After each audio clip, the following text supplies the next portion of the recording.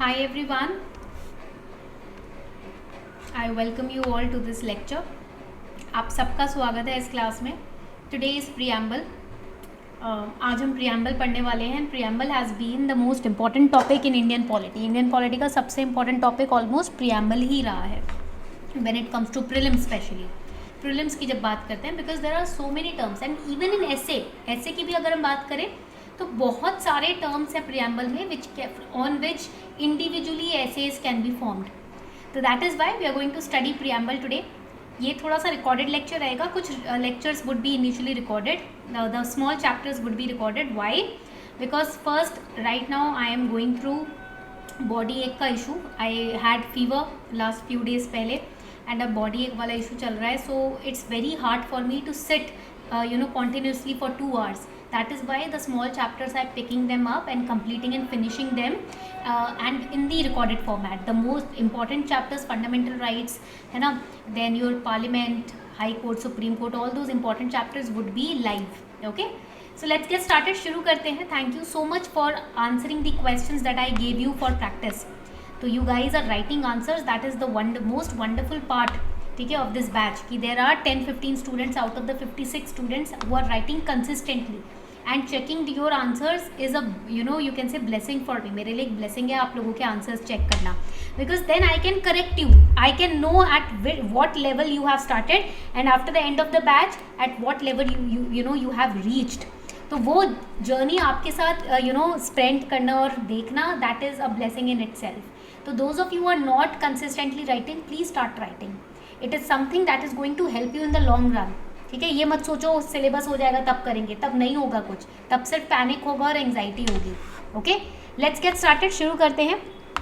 So this would be the homework question for today. You can write it down because we are studying preamble today. आज हम preamble पढ़ रहे हैं तो ये आपका होमवर्क क्वेश्चन रहेगा. Illustrate with constitutional provisions. We will study the constitutional provisions that preamble is the soul of the constitution. आपको कॉन्स्टिट्यूशनल प्रोविजंस की मदद से इलस्ट्रेट करना है कि प्रीएम्बल कॉन्स्टिट्यूशन की आत्मा है. So first let us start with the introduction part. Let us understand what exactly is preamble. Preamble होता क्या है? Start making notes. After the end of the class you have to take a picture of your notes and upload it on the group. जो हमारा polity का group है उसमें upload करना है आपको. ठीक है, what exactly is preamble?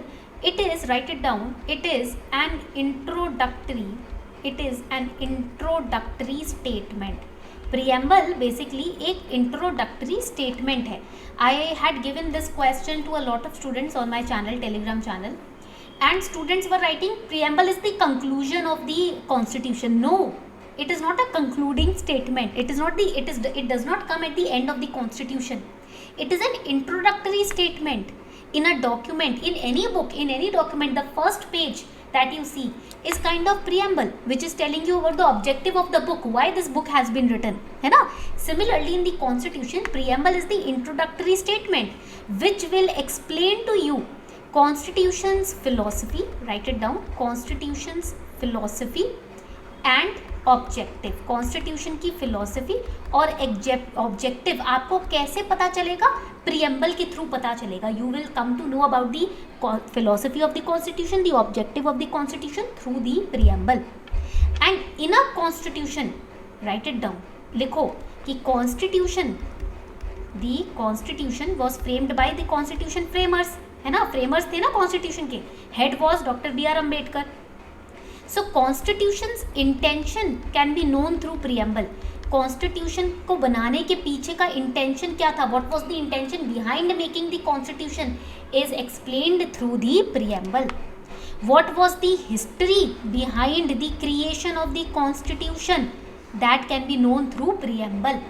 Constitution बनाने के पीछे क्या हिस्ट्री रही है वो प्रीएम्बल से पता चलता है. What are the core values of the constitution? That can be known through preamble. Core values क्या हैं constitution के, संविधान के? preamble से पता चलता है. What is the principle of the nation? What are the principles that you follow in your life? Honesty, truth, loyalty. Similarly, constitution has some principles. So and the nation has the principles. Nation के भी तो principles है ना. We are secular. We follow equality. है ना, federalism. So these are are core principles. So principles of the nation, the values of the nation, intention behind making the constitution, history behind the creation of constitution, core values on which constitution stands, core values on which the nation stands is told to us, explained to us by preamble. Preamble हमको ये बातें बताता है.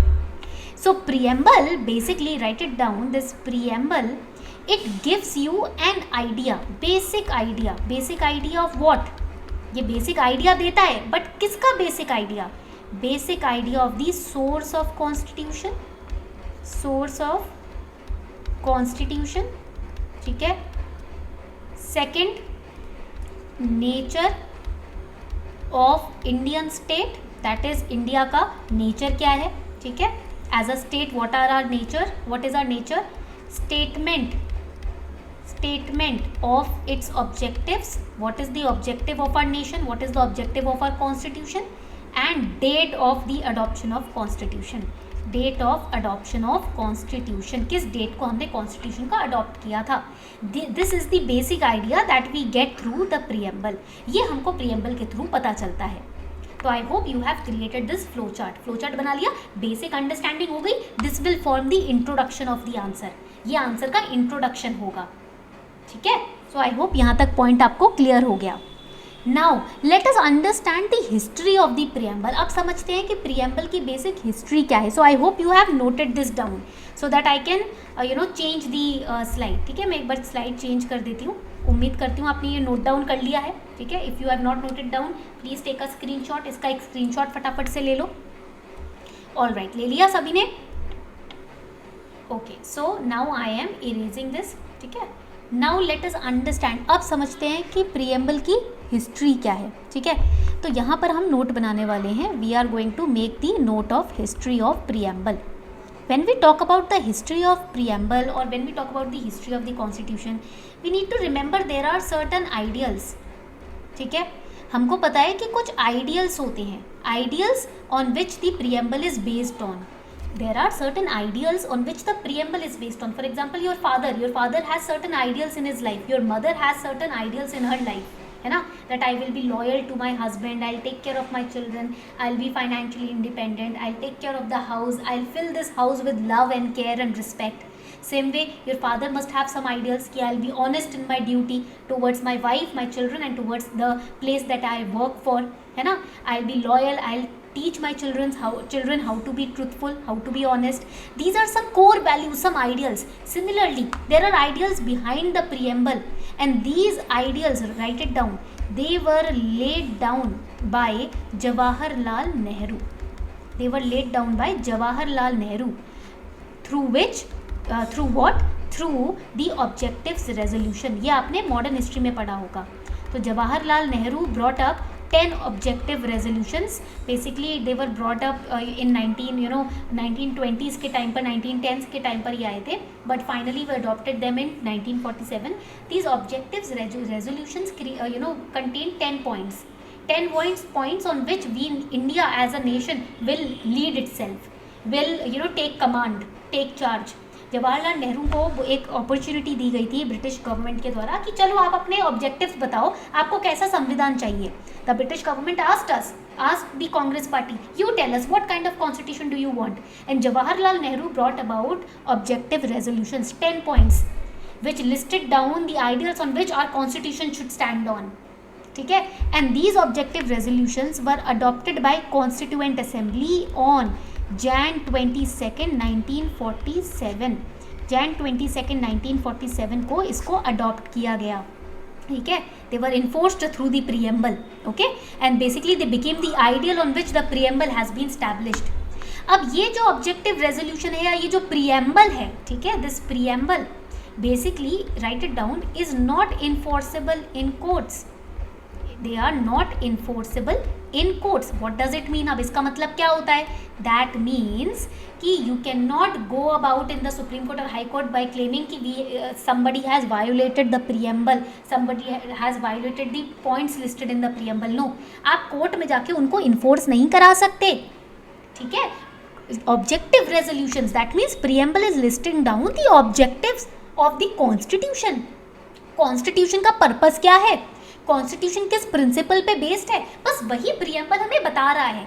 So any nation which wants to interact with us, कोई भी nation जो हमसे interact करना चाहता है, हमारे देश को जानना चाहता है, any nation that wants to know our any country that wants to know our nation can go through the preamble, because preamble will list down our ideology, हमारी आइडियोलॉजी, हमारी मानसिकता, हमारी सोच, हमारा प्रिंसिपल, हमारे दर्शन जो हम फिलॉसफी फॉलो करते हैं वो प्रीएम्बल में लिखा हुआ है. ठीक है, पॉइंट क्लियर हो गया. And preamble also acts, write it down, it also acts as an aid means help. ठीक है, aid during the interpretation of articles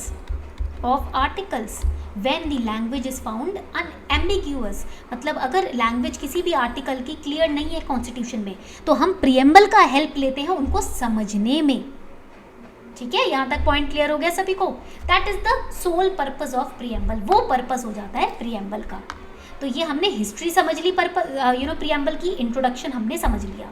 now let us understand the components of a preamble. What makes up a preamble, preamble क्या किससे बनता है वो समझेंगे. ठीक है, so I am going to erase the ink on the slide. Yes, now let us understand the core components of preamble.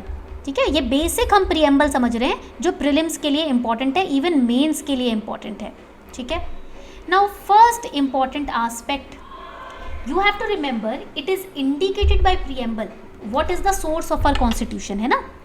तो what is the source, कहाँ से पावर मिल रही है कॉन्स्टिट्यूशन को. You know if you have seen the preamble it says we the people of India. So the authority of constitution lies with the citizens. So write it down. First component of preamble is that it indicates that what is the source of authority. ठीक है, कहाँ से authority किसके हाथ में है constitution की. It indicates the source of authority of the constitution. How? By saying we the people of India. We the people of India. That means इसका मतलब क्या है, authority lies with people, that is the citizens. कौन हुए, citizens हुए. यहाँ तक point clear हो गया सभी को. First component is clear, authority lies with the people of India. ठीक है, people of India. Now second important component समझते हैं. Late us understand the second important component. Preamble very clearly declares that India is what kind of a state? India is a sovereign state. हम एक एक word का meaning समझेंगे, don't worry. Sovereign state. India is a socialist state. India is a secular nation. India is a democratic Republic. DR means democratic Republic. It is sovereign, it is socialist, it is secular, it is democratic Republic. यहाँ तक point सबको clear हो गया. ठीक है, ये second component हो गया. थर्ड कंपोनेंट क्या होता है प्रीएम्बल का. Third component is the objective of constitution. It specifies what are the objectives of constitution. हमको ये बताता है प्रीएम्बल कि ऑब्जेक्टिव क्या है कॉन्स्टिट्यूशन का. What is the purpose, objective. First objective is, write it down, to secure justice, to secure justice, to secure liberty. These are the terms on which individual essays can be formed. To secure liberty, to secure equality, to secure equality to all the citizens. सभी नागरिकों के लिए justice, liberty, equality. And to write it down, to promote fraternity, that is brotherhood, fraternity, to maintain unity and integrity. To promote fraternity, to maintain unity and integrity of what? Write it down, of nation. ठीक है, यहाँ तक point clear हो गया. This is the third objective of preamble. First is it indicates the source of authority of constitution. It lies with people of India, that is citizen. Second, India is a sovereign state, socialist nation, secular nation, democratic republic.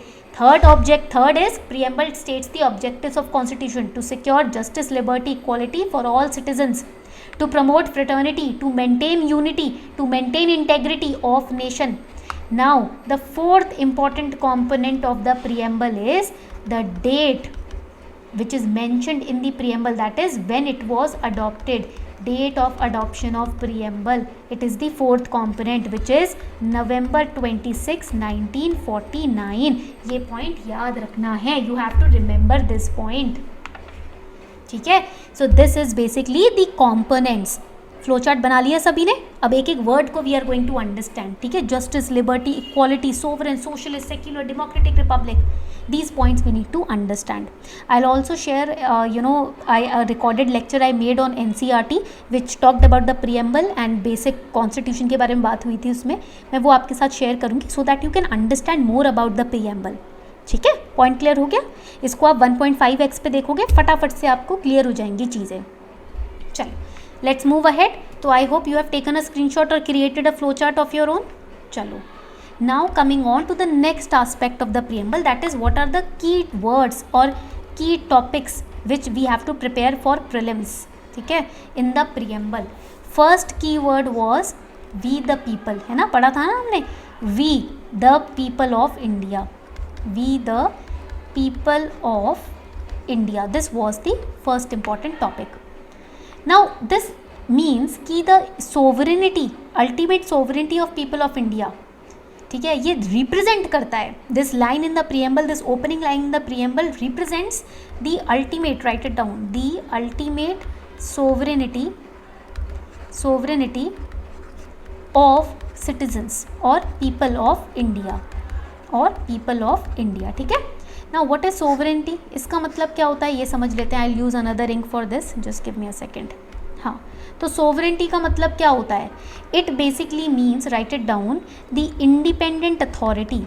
It basically means the independent authority of India और of state. ठीक है, और of state which is not subject to, write it down, not subject to control of any other state, of any other state or external power. तो क्या होता है इसका मतलब, अगर हम बोल रहे हैं इन द प्रीएम्बल स्टार्टिंग में ही वी आर सेइंग कि we the people of India, that means the ultimate sovereignty lies in the hands of people of India. That means we are not being externally controlled like we were during the colonial period. ठीक है, we have an independent authority of India. हमारा देश है, this is our nation, we can say this because of this line, we the people of India. ठीक है. Now coming on to the next important key word और key topic in preamble which is the word sovereign. ठीक है, sovereign का मतलब क्या होता है, what is the meaning of this word, very important for prelims as well as ऐसे. This means India is having its own independent authority. India has its own independent authority. ये होता है मतलब सोवरेन का. This is the meaning of sovereign. ठीक है, that India is not a dominion. India किसी का कॉलोनियल पार्ट नहीं है. ठीक है, we are not a colony, we are not a dominion of any external nation और कंट्री और power. We have our own legislature, we can make our own laws. है ना, पॉइंट क्लियर हो गया. That is the meaning of sovereign. And through what you can understand कि India is a sovereign nation, because we have a legislature. अगर कोई पूछता है how can you prove, if someone asks you how can you prove India is sovereign, because we have our legislature, we have parliament, we can make our own laws, we are an independent authority. समझ आ रही है बात. This is the meaning. यहाँ तक बात समझ आ गया.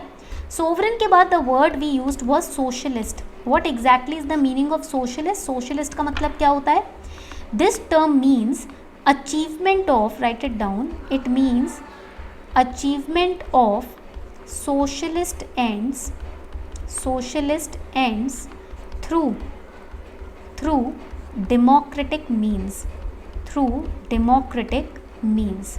ठीक है, that means we are taking both the help of private and public sector to flourish our economy. अपनी इकोनॉमी को फ्लरिश कराने के लिए हम प्राइवेट और पब्लिक दोनों ही तरीकों को यूज़ कर रहे हैं, सेक्टर को यूज़ कर रहे हैं. Socialist word also means, in short it also means, write it down, that both private and public sectors को एग्जिस्ट टुगेदर. दोनों ही प्राइवेट और पब्लिक सेक्टर एक साथ एग्जिस्ट करते हैं. That is the meaning of socialist. वो मतलब है सोशलिस्ट का. that we want to achieve socialist ends means end result, we want to be material, yes, materialism से ही economy आगे बढ़ेगी, है ना. तो we are achieving the socialist ends through democratic means, that means two things are coexisting together, private and public, democracy है, ठीक है, private sector public sector एक साथ एग्जिस्ट कर रहे हैं. And this socialist term, I use another ink, ठीक है, मैं एक और इंक यूज़ करती हूँ. ये जो वर्ड सोशलिस्ट है ना, it was not initially in the preamble, it was added, write it down, it was added in the preamble by 42nd amendment act 1976. Preamble has been amended only once, ठीक है, preamble को सिर्फ एक बार ही amend किया गया है, that to इन 1976, ठीक है. 3 वर्ड्स ऐड हुए थे, one was socialist feel and second was secular and integrity. These were 3 words which were added, socialist, secular and integrity, and it was added once in 1976 only, 42nd amendment act. Remember this for prelims, ठीक है, prelims के लिए इसको याद रखिएगा. तो ये 3 words की मीनिंग समझ आ गए, ठीक है, यहाँ तक पॉइंट क्लियर है. Just give me a second. Now I am going to remove this और हम बाकी के वर्ड्स समझेंगे, ठीक है. Now coming on to the next keywords. अब नेक्स्ट कीवर्ड्स पे आ जाते हैं. So next word is, write it down, secular. Secular के ऊपर 2017 में there was an essay which came on the word secular, secularism, and it was a little controversial, थोड़ा सा कॉन्ट्रोवर्शियल हो गया था, ठीक है. So we have to study it in we have to understand it very clearly. तो secular का मतलब क्या होता है? It means, write it down, that all the religions in India, in our nation, they get equal respect. Highlight the word equal. They get equal respect, they get equal protection, equal respect, protection and equal support. From what? From the state, ठीक है. India हर religion को, every religion, ठीक है, हर religion को same equal respect, equal protection और equal support देती है इंडिया की state. Again this was added in 1976 by 42nd amendment act, ठीक है. इस वर्ड को ऐड किया गया था 42nd अमेंडमेंट एक्ट के थ्रू 1976 में. हर रिलीजन जो है उसको equal respect, protection, support, RPS मिलता है, इक्वल रिस्पेक्ट, प्रोटेक्शन, सपोर्ट, ठीक है. सेक्युलर वर्ड समझ आ गया. अब बात आती है डेमोक्रेटिक की. I told you preamble tells us that we are a democratic republic. Democratic and republic are 2 different terms. Democratic का मतलब क्या होता है? What is the meaning of democratic? It means that constitution is getting its authority from the people of India, है ना. तो write it down. It means that the constitution is getting its authority from the people of India, ठीक है. ये meaning हो गया democratic word का. And the next word which we studied was republic. Republic का मतलब क्या होता है? What is the meaning of republic? Republic basically means that the head of state, that is our prime minister, head of state is elected by the people, ठीक है. Sorry, president, ठीक है. President, head of the state हमारा यहाँ पर president हो जाएगा. President of India is elected head of the state, ठीक है, and he is elected by people. How can we say that? Because our representatives are voting in the presidential elections ना. हमारा जो रिप्रेजेंटेटिव है जिसको हमने चुना लोकसभा के इलेक्शन में, वो जाके प्रेसिडेंशियल इलेक्शन में वोट करता है ना. तो president, write down, in India the president is the head of the state. India में president head of the state है which is elected head of the state, ठीक है. That is the meaning of republic. वो होता है meaning Republic का. यहाँ तक पॉइंट सबको क्लियर हो गया. Secular word we have understood, democratic word we have understood, republic word also we have understood, ठीक है. यहाँ तक वर्ड क्लियर है सभी को? एक बार मुझे चैट सेक्शन में बता दो कि ma'am the words are clear, then we'll move ahead. उसके बाद हम आगे बढ़ेंगे, ठीक है. I am looking at the chat section, let me know. All right, यहाँ तक पॉइंट सबको क्लियर है? चलो ठीक है. All right, so everyone is here in the chat section. चलो आगे बढ़ते हैं. नाउ लेट्स मूव फॉरवर्ड, ठीक है. Now there was another word called integrity. I told you 42nd amendment act से ऐड हुआ था. What is the meaning of integrity? Integrity का मतलब होता है अखंडता, इंटेग्रिटी का मतलब क्या होता है? अखंडता. तो integrity basically means a behaving, right it down, behaving in a fair manner or transparent manner. That is integrity. That shows how how you are upholding your commitments. For example, if you have given me the commitment we'll be regular in the class, ma'am, and you are not attending even one lecture. You assured me that we'll be practicing answers, mains answers, but you are not even submitting one answer. That means you have no integrity. आपने participate किया but आप एक भी answer नहीं लिख रहे हो, है ना.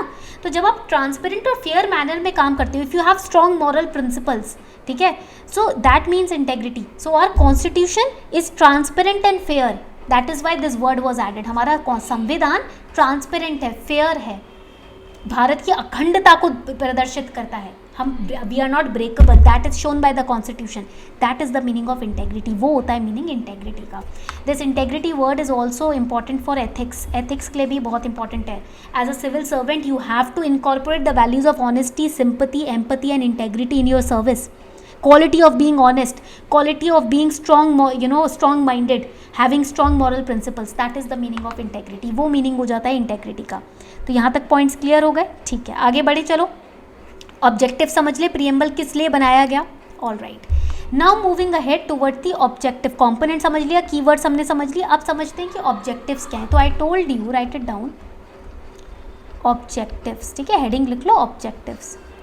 तो बेसिकली वी नो कॉन्स्टिट्यूशन हमारा सुप्रीम लॉ है, and because of constitution we as a nation have democratic values, we are a republic, we are sovereign, we have integrity, है ना.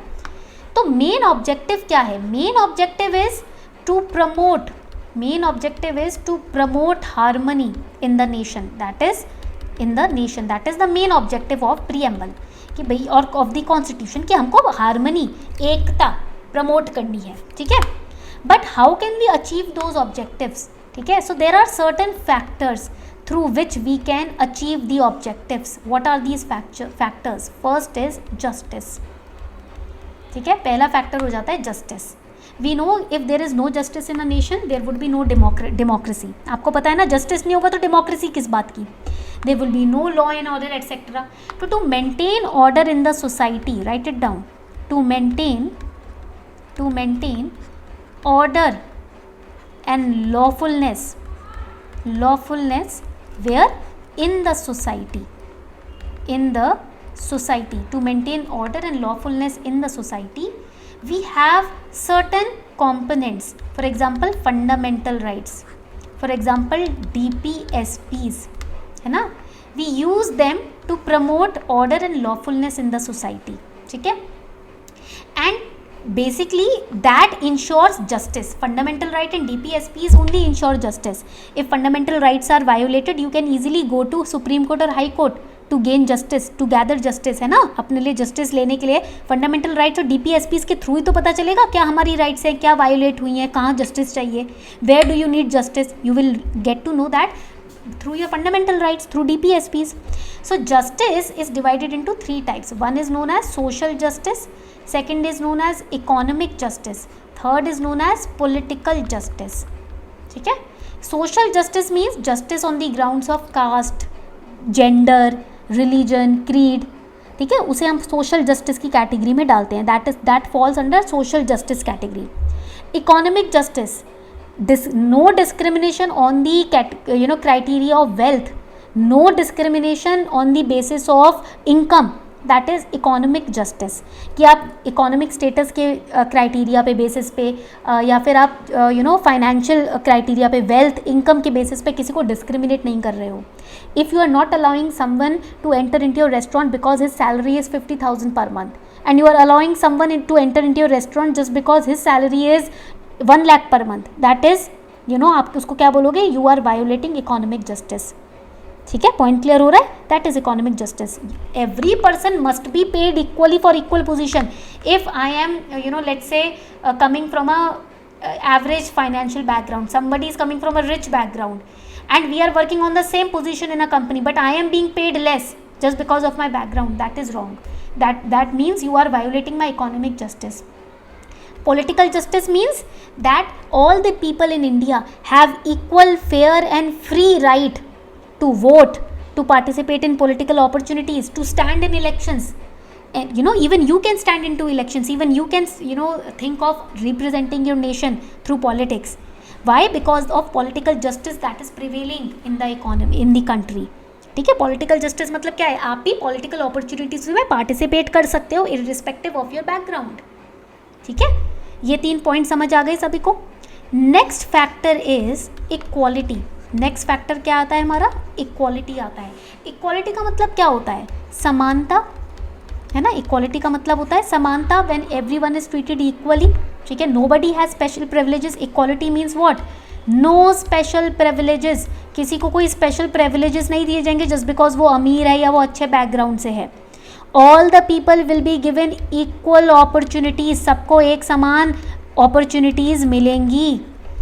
ठीक है, without discrimination. And another important aspect that everyone is equal before law. ठीक है, हर कोई law, कानून के आंखों में सब इक्वल हैं.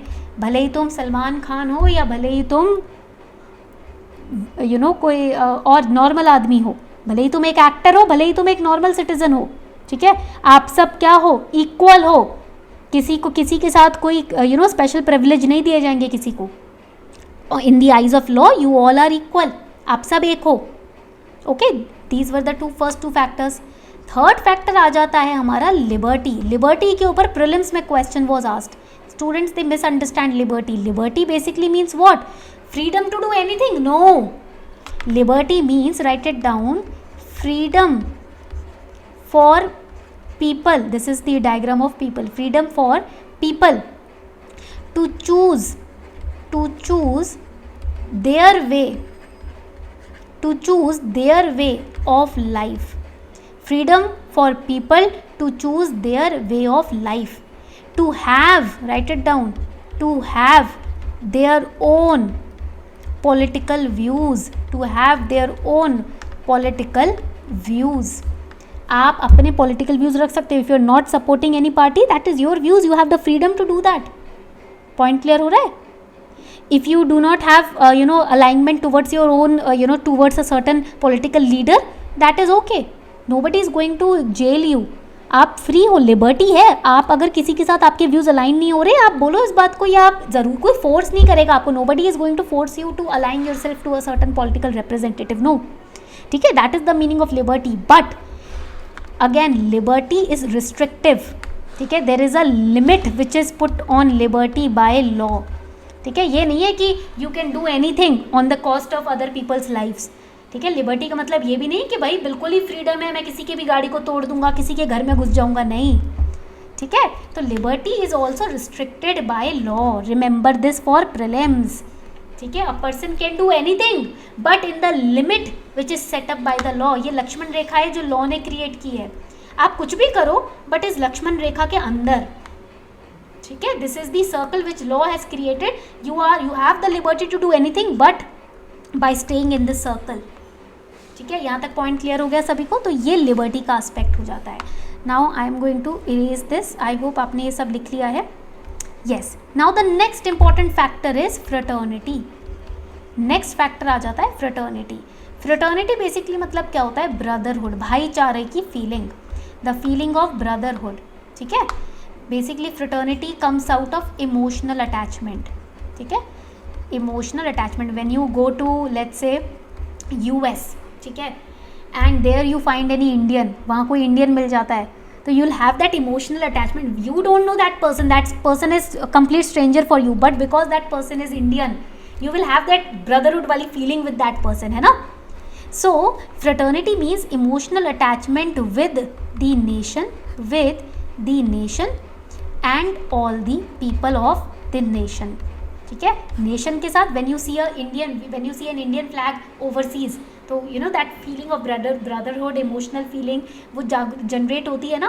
When cricket is being played, TV पर आपका फेवरेट इंडियन बैट्समैन आ रहा है, आप चीयर करते हो भले ही आप किसी भी देश में बैठे हो, है ना. That is fraternity. उसको फ्रेटर्निटी बोलते हैं. Basically fraternity is an emotion which will promote unity in the nation. ठीक है, it will promote dignity in the nation. वो सम्मान की बात, वो एकता की बात, वो फीलिंग जो है वो फ्रेटर्निटी के थ्रू आती है. ठीक है, so this is the meaning of fraternity, liberty, equality, integrity, justice etcetera. ठीक है, अब मैं आपको ना एक इंटर रिलेटेडनेस समझाती हूँ। ठीक है, this is liberty, this question came in prelims 2018 I guess, 18 और 19। लिबर्टी हो गया, ठीक है। This is fraternity, you have to understand it very clearly.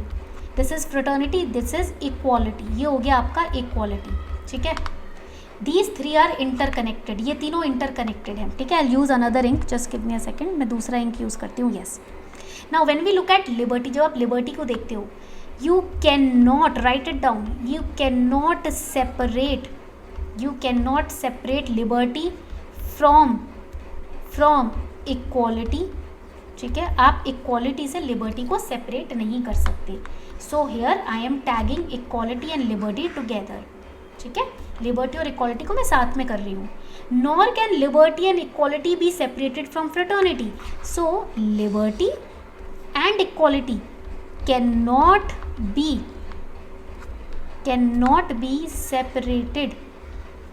be separated from fraternity। ठीक है, liberty cannot be separated from equality, liberty को आप equality से सेपरेट नहीं कर सकते, and both liberty and equality cannot be separated from fraternity। ठीक है, अब if there is no equality नहीं है, if there is no liberty, ठीक है, without equality, if there is no equality, liberty would produce supremacy of the few over many। So I am again explaining you all of this, just give me a second, मैं दूसरा ink use करती हूँ। देखो, अगर equality नहीं है, if in a nation there is no equality, ठीक है, एकता नहीं है, that means there will be special privileges given to people। कोई समानता ही नहीं है, if there is no equality in the nation, few people will become rich and they will be given special privileges, the poor people will stay poor, है ना, because there is no equality, no equal opportunities। So if there is no equality, that means, इसका मतलब क्या है, इसका मतलब है that liberty would lead to, equality नहीं है but there is liberty, that means liberty would lead to supremacy of few over many। अगर लिबर्टी नहीं है, इक्वालिटी नहीं है, लिबर्टी है, if there is no equality in a nation but there is liberty, this is case number 1, that means it will lead to supremacy of few people will rule over others, because equality तो है नहीं, no equal opportunities, only special privileges are there for few people, that means few people will have supreme authority over others। ठीक है, तो equality is not present but liberty is there, that means few people rule over others। ठीक है, यहाँ तक point clear हो गया। Now there is no liberty, अब समझ लो कि लिबर्टी ही नहीं है in a nation, this is case number 2, there is no liberty, that means you do not have the freedom to live your life the way you want to. If there is no liberty but there is equality है, liberty नहीं है। So equality without liberty, opportunities are equal but you are not free to do, you are not free to choose those opportunities. ठीक है, आपके पास वो freedom नहीं है कि आप अपॉर्चुनिटीज़ को चूज़ करो, तो क्या होगा, it would result in killing the individual initiatives in this startup culture, individual initiatives। We see the startup culture by, because there is liberty and equality। ठीक है, equality की वजह से everyone has the equal opportunity, even I can start up something, you can also start up something if you have a good idea। ठीक है, अगर कोई बढ़िया इनिशिएटिव है, आइडिया है, आप भी स्टार्टअप में घुस सकते हो। ठीक है, तो इक्वालिटी है, लिबर्टी है, that is why you can leave your job and jump in to startup, और leave your job and prepare for UPSC, है ना। But if there is equality, you can you have equal opportunities, but there is no liberty, that means you are not free to participate in to things और grab hold of the opportunities. Freedom नहीं है आपके पास, liberty नहीं है आपके पास, तो आपका individual जो आइडियाज़ हैं, क्रिएटिव इंस्टिंक्ट है, इनिशिएटिव्स है, सब वेस्ट हो जाएंगे। ठीक है, you will become again a slave. ठीक है, अपॉर्चुनिटीज़ हैं बट फ्रीडम नहीं है, तो क्या है, जो मिल रहा है वही कर रहे हैं, कुछ नया इनोवेशन ही नहीं होगा, there will be no innovation. ठीक है, दिस इज केस नंबर 2, यहाँ तक पॉइंट क्लियर हो गया। केस नंबर 3 समझ लेते हैं आप। ठीक है, now there is no fraternity in the nation. ठीक है, यूनिटी भी नहीं है, there is no liberty, you don't have the freedom to have your own opinion और do what you want to do in life. Equality भी नहीं है, what will this result in to, क्या होगा इससे क्या होगा, a nation will a nation will die. In a nation, if there is no union, brotherhood नहीं है, कोई इमोशनल अटैचमेंट नहीं है, ठीक है, लिबर्टी भी नहीं है, इक्वालिटी भी नहीं है, तो नेशन तो वहीं ख़त्म हो गया है. Economically, spiritually, culturally, in every way nation will die. These are the 3 cases that you have to remember. ये 3 केसेज हैं जो आपको याद रखने हैं. ठीक है, यहाँ तक पॉइंट क्लियर हो गया. ऑल राइट, अब आगे बढ़ते हैं. कॉन्स्टिट्यूशनल प्रोविजंस प्रीएम्बल से रिलेटेड हम पढ़ेंगे. ठीक है, so that we can answer our question जो स्टार्टिंग में मैंने दिया था. ठीक है, कॉन्स्टिट्यूशनल प्रोविजंस. देखो, हमको पता है preamble is a part of the constitution, but there were certain discussions which went on for creating the preamble. First is known as the very famous Berubari case. ठीक है, तो ये बेरूबरी केस जो है ये बहुत इंपॉर्टेंट केस है. Basically it was use, write it down, it was use as reference. जैसे for example if you are studing Indian polity, you can use NCERT as reference, you can watch any video YouTube lecture for reference, है ना, देख सकते हो ना reference के लिए कोई भी YouTube lecture. So Berubari case it was use as reference under which article, under article 143 subsection 1. ठीक है, of the constitution. Now basically ये जो आर्टिकल 143 है, ठीक है, it was on the implementation of Indo Pakistan agreement. Berubari union से रिलेटेड था. We will discuss that case. तो इस केस का रिजल्ट क्या निकल कर आया? What was the summary? We will study the cases also, don't worry. तो इसका समरी क्या निकल कर आई? What was the summary? How did it shape the preamble? Preamble को कैसे शेप किया गया इस केस के through? In this case the court said that preamble, write it down, the court said that preamble is the key. Preamble is the key, चाबी है preamble to open the mind of the makers. Makers means the framers of the constitution. If you want to open the mind of the constitution framers and see what their intention was for framing the constitution, preamble is the key. अगर आपको constitution framers की दिमाग का ताला खोलकर देखना है ना, झांक कर तुम क्या सोच रहे थे कॉन्स्टिट्यूशन बनाते वक्त, तो वो चाबी क्या होगी? प्रीएम्बल होगी. ठीक है, पॉइंट क्लियर हो गया. But the supreme court also said it can not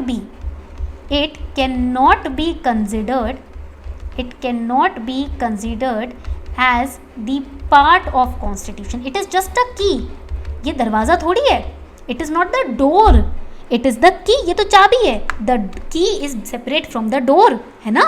तो चाबी cannot be a part of the door. Key cannot be a part of the door. Similarly, it is a key. That means it cannot be a part of the constitution. It is just a key. That is why in Berubari case it was concluded कि therefore preamble is not enforceable. It is not enforceable in a court of law. ठीक है, ये एक just चाबी है ना, तो आपको लॉ कोर्ट में इसको आप इन्फोर्स नहीं करवा सकते. इसको आप इसके थ्रू आप समझ सकते हो कॉन्स्टिट्यूशन फ्रेमर्स का intention. Through this you can understand the intention of constitution framers. ठीक है, that was the conclusion of Berubari case. Now the second important case. ठीक है, अब यहाँ पर आपने इतना समझ लिया, this much you have understood, है ना. Now we are going to understand the second important case, and the second case was Kesavananda Bharati case. Kesavananda Bharati case, ये दोनों केसेस के ऊपर सेपरेट क्लास मैं बनाऊंगी आज ही. ठीक है, Kesavananda Bharati case. Now basically इसमें क्या हुआ था? For the first time, write it down, for the first time there was a bench of 13 जजेस. टोटल 13 जजेस बैठे थे इस केस में. देयर वर टोटल 13 जजेस who sat on this case. They assembled together, they came together. ठीक है, 13 जजेस to hear a writ petition. एक रिट पिटीशन फाइल हुई थी सुप्रीम कोर्ट में. हम पढ़ेंगे इसको, we'll study in this in supreme court lecture. There was a writ petition which was filed for the first time. 13 जजेस, मैक्सिमम 7 जजेस होते हैं, बट 13 जजेस came to hear this case. ठीक है, and the court held that the summary of this case was कि preamble of the constitution will now be a part of the constitution. Earlier Berubari case में preamble was not the part of the constitution, it was just a key. Now in this case it was declared कि preamble will be a part of the constitution. However, preamble here is not the supreme power. ये कोई supreme power नहीं है. ठीक है, or it is not the source of any prohibition which is laid on the fundamental right or any restriction, write it down, nor a source of any restriction or prohibition ठीक है. अगर आपकी fundamental right पे कोई restriction लग रहा है, if there is any restriction on your fundamental right, any prohibition on your fundamental right, the source is not preamble, source is constitution. It is not a supreme power, preamble is not a supreme power, constitution and court is. ठीक है. But write it down, but it plays, this preamble plays an important role, a significant role. ठीक है. In what? in the interpretation of the constitution and the provisions of the constitution. Constitution को जब interpret करने की बात आती है ना, उसमें बहुत इंपॉर्टेंट रोल प्रीएम्बल का रहता है. So that is why it can be a part of the constitution, but it is not a supreme power. It is the introductory part. Which part? Introductory part. ठीक है. That is how you can interpret the constitution, through the introduction. Introductory part बना देंगे तो उसके through आप interpretation तो कर सकोगे, है ना. So that was the summation of Kesavananda Bharati case. ठीक है. यहाँ तक पॉइंट सबको क्लियर हो गया? All right. But still it is not directly enforceable in the just court of law. ठीक है. अभी भी इसको आप डायरेक्टली इन्फोर्स नहीं कर सकते कोर्ट ऑफ लॉ में. ये पॉइंट आपको यहाँ पर याद रखना है अबाउट द प्रीएम्बल. ठीक है. तो आई होप यहाँ तक पॉइंट क्लियर हो गया है सभी को. These were some important aspects of the preamble that you need to remember. तो यहाँ पर आप देखोगे the question that I have given you illustrate with constitutional provisions that preamble is soul of our constitution. Berubari case, Kesavananda Bharati case. But first you will introduce preamble. what are the objectives of preamble? because 250 words का है ना, 10 marks का होता तो सिर्फ introduction, then you could have explained the cases and conclude. but because it is a 15 marker question, 15 number का है, 3 pages will be given to you. ठीक है. तो कम से कम 2 पेज का तो आंसर लिखोगे, है ना, 2-2.5 पेज का. 3 pages will be given to you. So on a A4 size sheet of paper, what you have to do, first introduce. Do not write introduction. This is for your understanding. I have seen students writing introduction, conclusion. Don't write this. ठीक है. तो यहाँ पर ऐसे आप margin बनाओगे. Do not write anything in the margin. First introduce what is a preamble. ठीक है.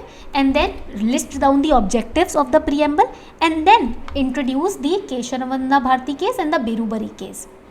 ठीक है. वो लिखने के बाद आप कंक्लूड करोगे फाइनली प्रीएम्बल को. ठीक है. Finally it is an introductory statement of the constitution which this court of law uses to interpret the constitution. So it becomes the soul of the constitution. ठीक है. सोल बन जाता है वो कॉन्स्टिट्यूशन का. It becomes the preface of the constitution. Okay. This is how you have to explain this question. And आपको पता है all of you are using Shaktimaan. सब यूज़ कर रहे हैं शक्तिमान को. अगर नहीं यूज़ कर रहे हो तो link is given in the description box. Apply the coupon code अर्पिता04. In just ₹999 you will be given 2 months access, जहाँ पर you can get your answers evaluated within 30 seconds using my initiative called Shaktimaan. Okay. So this was your class today. I hope you enjoyed this lecture. उम्मीद करती हूँ आपने lecture को enjoy किया होगा. On this note we are wrapping up the session. Thank you so much everyone. Thank you.